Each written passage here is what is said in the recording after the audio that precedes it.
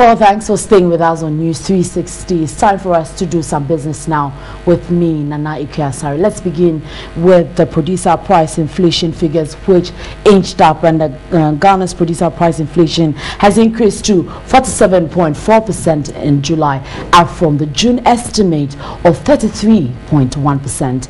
The utility subsector recorded the highest producer inflation of 76.8%, followed by mining and manufacturing sectors.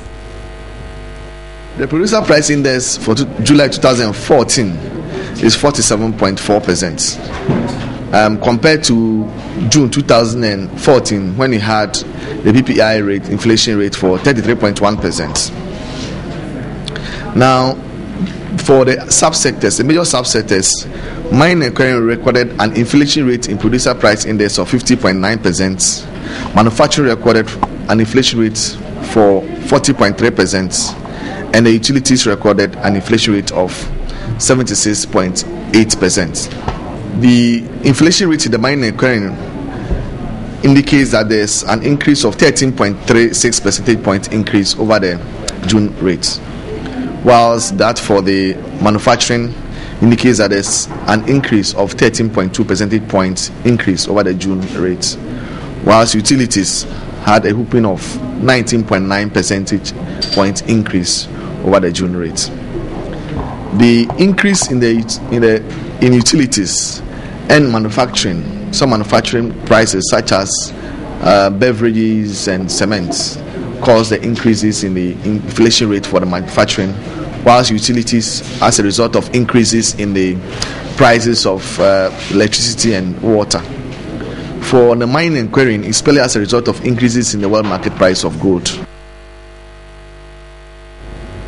Well, still with the Ghana Statistical Service, government statistician Dr. Philomena Nyarko has described comments by former Deputy Governor of the Bank of Ghana, Dr. Mahmoud Bawumia, on Ghana's inflation data as misleading. You would recollect that Dr. Bawumia, in a release on Thursday, August 21, said he doubted the credibility of the official exchange rate and inflation data churned out by the Ghana Statistical Service and the Central Bank.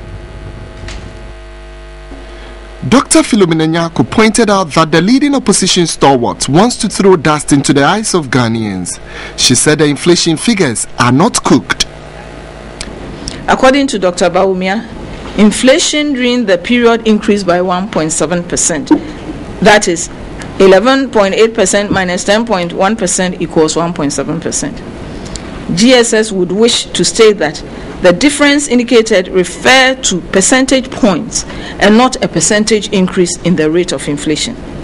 The approach adopted by Dr. Bawumia is methodologically inaccurate and misleading. She wondered why Dr. Bawumia did not consider price changes in the entire food basket, but selected a few to state his position on inflation data churned out by the Statistical Service. Why does Dr. Bawumia talk about the effect of a few items and ignore the effect of the majority of items and services which are also part of the consumer basket? One cannot overlook the effect of the depreciation of the cedi on inflation.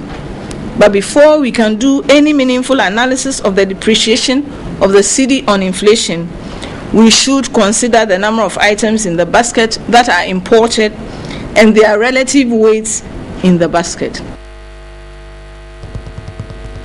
And apart from the Ghana Statistical Service saying those comments or analysis by Dr. Bawumia are misleading, we've had some few economists too. You can catch that story on our website. It's tv3network.com.